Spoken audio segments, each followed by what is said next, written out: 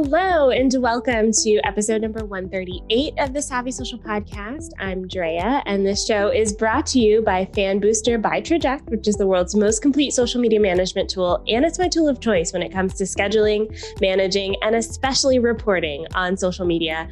Try them out for yourself for free by clicking the link that goes with this video or in the show notes. Now, I'm really excited because this month in the Savvy Social School, we're talking all about maintaining momentum with a lot of the strategies that you built. And today's guest on the podcast is going to talk about how you can bring your values, your own personal values and your business's values to the forefront when it comes to developing your social media content strategy.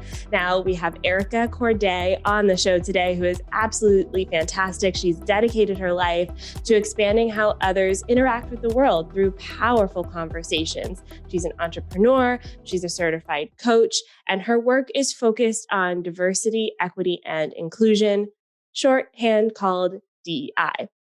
So this work has taken her into communities on national stages. You've seen her at Alt Summit. She podcasts live, Being Boss, and she also owns a beauty salon, as well as is a host of the Pause on Play podcast, which covers a lot of these topics about company culture and visibility and mindset. So Erica, welcome to the show. I'm so excited to talk to you today.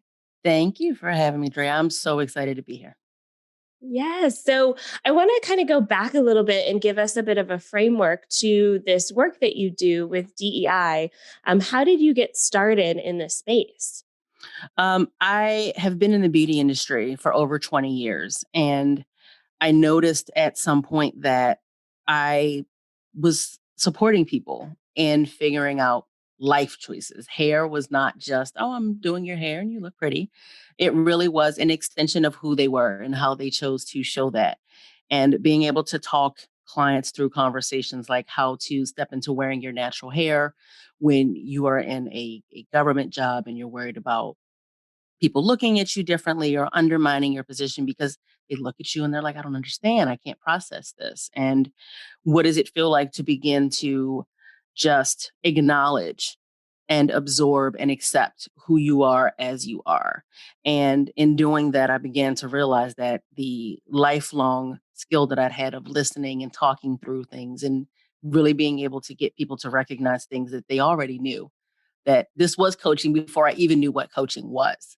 And so I learned more about it, took my certification course, and realized along the way that DEI was an entire way that I moved through life. It was the lens through which I looked at everything, not just one thing. And so it absolutely frames how I approach being a coach, because at the end of the day, I'm a coach and I take care of the whole human.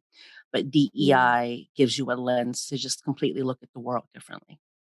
Yes. And I love that this is like what you're living. You're living it. It wasn't just like a Mhm. decision that you had to change how you were. You were just putting a title basically on what you were already doing. Yes.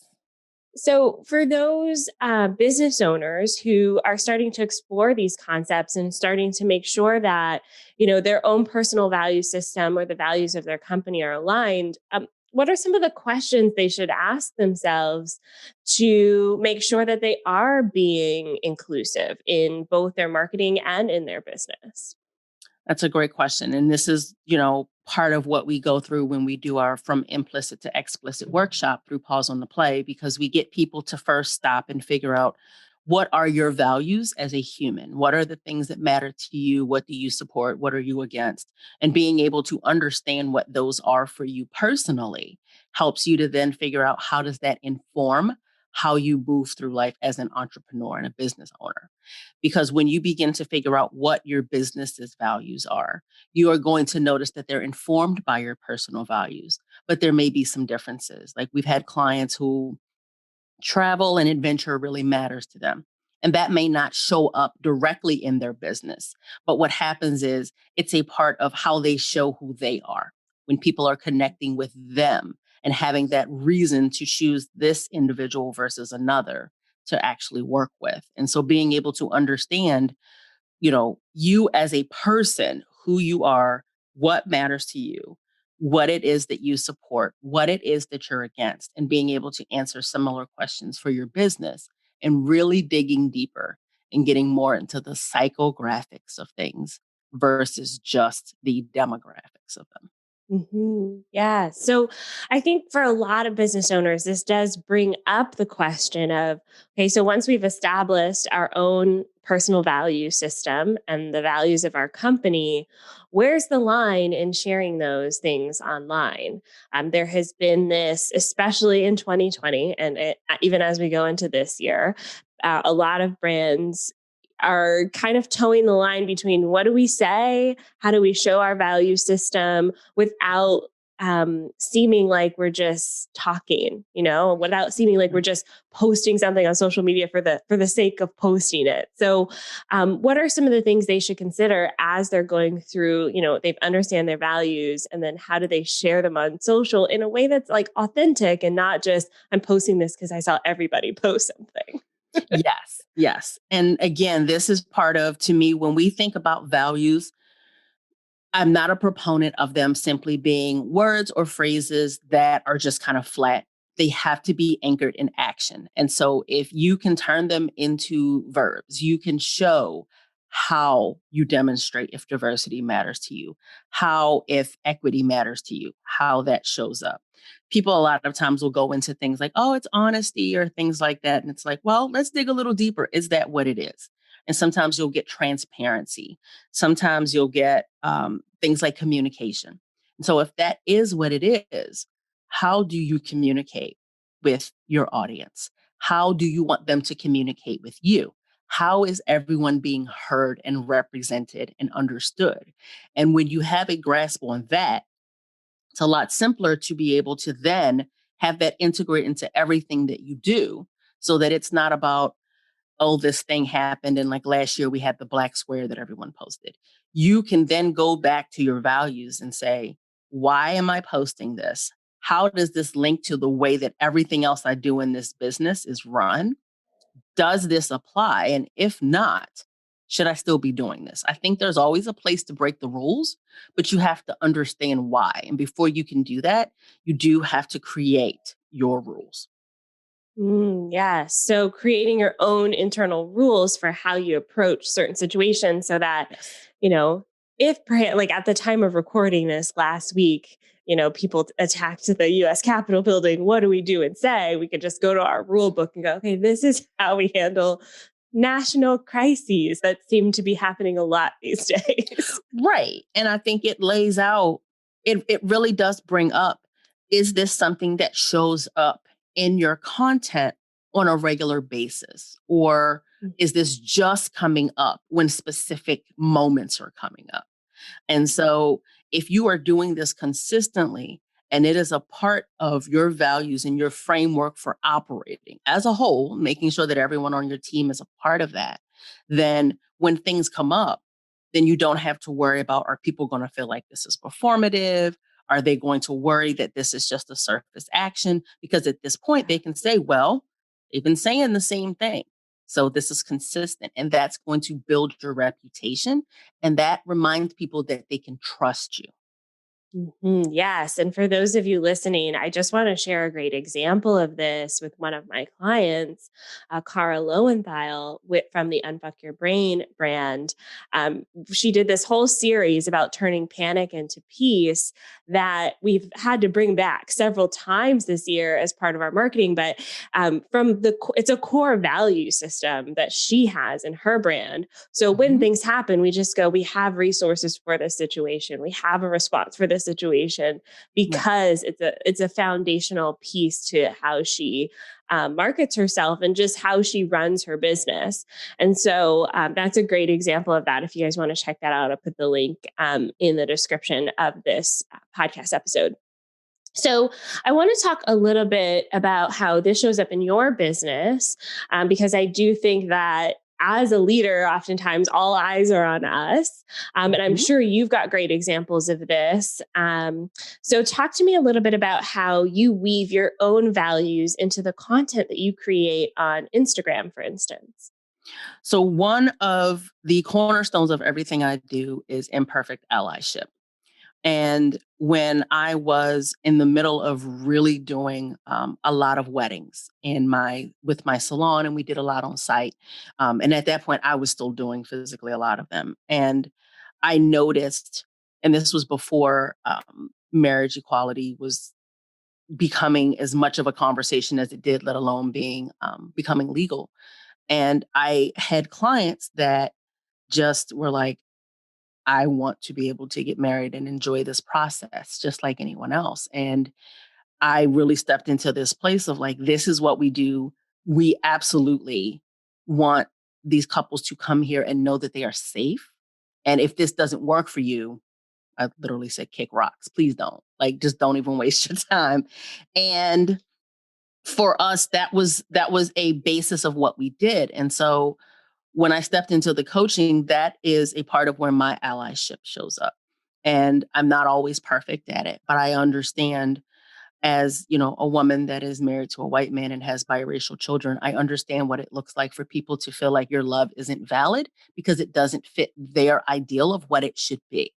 And so for me, that's where my allyship shows up. And I understand what it is to feel like there's never a place of doing enough, and I'm never going to do it perfectly, but I'm not going to not do it. And so I really remind clients that if you say that you are in support of causes and groups and things being changed, going through equity in order to reach equality, you have to simply do it. You're not going to always get it right. It's not going to always be perfect, but you have to be willing to try. And so in doing that, you're putting yourself in a position to be willing to not be ideal and yet know that you are going to make amends if you mess up. You're going to learn better. You're going to continue. And so when things happen, you have to remind yourself that this is not about me making a statement or doing something perfectly. This is about me saying that this is important and I have to be in action with that. And so reminding people that I am imperfect as well. Last week, when the insurgency on the Capitol happened, I went in and did a live, and it was very much like, I don't know what to say.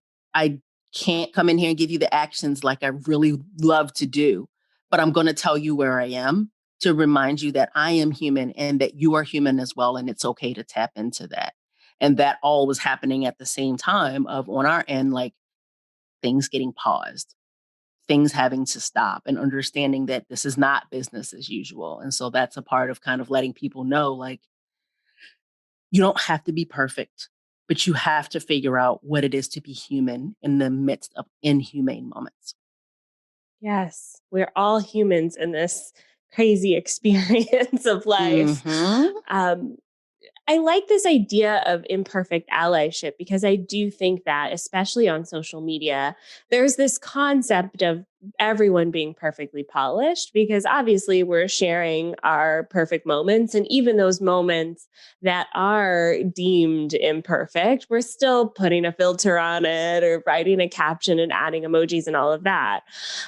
So what are some of the things that um, we can work on as we're doing this imperfect allyship? And one of the things that does come to mind is this idea of tokenism. A lot of people have been talking about this in the influencer space and in the content creator space, how to use, different stock photos or even how to use celebrities' photos and GIFs. So can you talk to us a little bit about how we can continue to move forward imperfectly, but keep in mind that we are this kind of evolving process so that we can learn something and our imperfect action will look different the next time? Absolutely. So I think part of the imperfection is being able to first decide, okay, what is my goal? What do I hope that this looks like? Because if you know for a fact that you're coming at this and you're wanting to center people that are experts in their field and they just happen to be diverse, part of that comes with widening your network, taking in content from different people, listening to different voices. As you notice that kind of evolving, you're able to let people take the stage that are good at what they do, that don't all look, live, or love the way that you do. And so you're able to now show your audience that you want to do this, not just because you want to bring diversity. because, oh, this person is Black, so now I have to bring them in. Or this person identifies as LGBTQIA+. I'm going to bring them in. No, you're bringing them in because they're good at what they do and they happen to intersect with this additional identity. And that allows you to then begin to have different conversations. You can shift what your visuals look like, because now it's not coming from a place of, I had to go find a photo because I don't have anybody that I actually know or actually work with that looks this way. You're able to begin to see what it looks like to have events that are more inclusive and diverse. And you're able to see this melange of people showing up, and you can demonstrate that. You're able to shift what everything looks like because it's coming from an authentic place, and it doesn't have to tokenize someone when they come in, and you lead with, this person is amazing. Not, I knew that when I met this woman of color, I had to bring her in. That is leading with a societal indicator. That is not centering them for being awesome. And you have to think from, again, a human place. If you wouldn't want to receive that, then you don't want to give that. You have to begin to take yourself out of your own bubble, see what it is that you don't know, reconsider what you've decided is normal, and just begin to branch out. These things will happen organically. There's no set formula to figure out how to diversify those that are around you and those you're speaking to and those you're working with. It comes with time, it comes with effort, it comes with listening, and it comes with just being open and honest and allowing people to be who they are. Mm. This brings up a question about even in a broader sense outside of marketing, kind of how, like, who we're trying to speak to as business Yes. owners on social media. So even like taking a step back and looking at that core idea of our ideal client avatar, how do we make sure that that person is also like is like that is the it's everyone's included, or there's a diverse kind of group of people that we're going after, instead of this picture in our head that may not be as inclusive as we originally thought.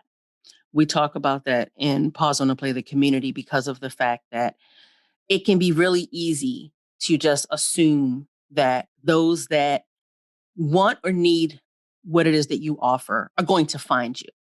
But if you are not putting yourself out there in different places and having conversations with different people, then that doesn't happen. And so even if you decide that this is the person that you want to sell to, this is who you want to be included. And I think one of the common misconceptions is people assume, my avatar includes everyone, which I tend to believe that if you try to sell to everyone, you're selling to no one, because that's a really broad, swath, and that's too much. So I think that, again, you want to be able to figure out the psychographics of what makes them who they are. And you're able to then attract people based on what makes them tick. You're able to attract them based on what propels them, what fuels them, what matters to them. And you're able to see diversity show up in that way. Because if your ideal client avatar is simply based on, like, I remember years ago, they were like, it would end up being things like a white woman who's 25 to 38. She's a nurse. She reads Red Book. And that's a very small Frankensteining of a person that doesn't actually exist. And it doesn't give you any insight into what it is that matters to this person. And you'll find that when you begin to dig into what matters to them, you're going to get a diverse type of person, because no one person looks one way and believes one thing. That's a huge piece of it to me. And I think that that changes who you now can reach, who's willing to listen, and who wants to participate. Yes. Okay. Yeah. So I definitely see how a lot of this foundational work is so important before going into kind of creating this social media content. And how that value system that you create for your business definitely drives the content itself. All right, before we wrap up, I do want to get some of your thoughts on, like, headed into the rest of this year. Um, what are some of the things that business owners should consider as they are marketing their business using things like Facebook ads, Instagram, even TikTok now, and places like Clubhouse? What are some of the things that they should consider as they're creating this content that is driven by values? I hate the word authenticity because it's so overused, but it is an accurate word. I feel like there is this place where people are oversaturated with the highly curated, perfected images that almost feel unreachable. And it can cause a lot of people to feel like, I can't do this because I don't look that way. I'm not doing that thing. And so I think that being able to show up more of who and how you are, showing some of what I think is kind of like the process. Some people may consider it the messy middle, and taking a little bit of the, you know, perfect rose-colored glasses lens off of it and allowing people to see like, this is what this actually is. This is how this can be done differently. Yes, those things that you feel that you think nobody else feels with you, I do too. I said it. I promise you, it's not just you. That to me creates an environment for a different type of connection. It allows people to be more human. It allows them to have real moments and to not feel othered because they had them. I think it allows you to connect with people in a very different way.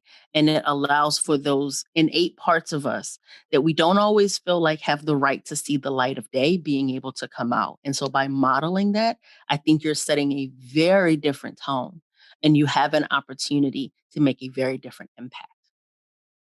Ooh, beautifully said. Beautifully said. And I know that you do have some guidance for this with your checklist. So can you tell us a Mhm. little bit about that? So my Imperfect Allies checklist, which you can find on the homepage of ericacourdae.com, gives you some things to consider when it comes to what am I doing? Why am I doing this? Gets you kind of into the motivation. And the beauty of it is that you can think about it with things that you are creating. You can think about it if you're participating in other people's things. And I have a podcast episode where I actually go into some ways that you can use it, because to me, it's really important to create content, whether it's free or paid, that people can use in more than just one way. So it's not like, oh, this is this, and you check the blocks and you're done. Nope. This serves more than one purpose. And I think it's important to be able to look at things and to sometimes take them outside of the box and see, how does this fit what I need now? Yes, absolutely. And I'll put the link to that checklist along with this video, or if you're listening to the podcast, it'll be in the show notes. Definitely download it, check it out. No matter where you are on this journey, you'll find some amazing nuggets of information in there. Erica, thank you so much for joining us today. This has been fantastic. Thank you for having me. I appreciate it. I love having this conversation with you. So thank you for listening, everyone. Thank you so much. And join us next week for episode number 139 of the podcast. As always, subscribe, because we are committed to helping you understand how to use social media as a tool to grow your business so that you can build community and make your difference in the world. I'll see you next week. Bye for now.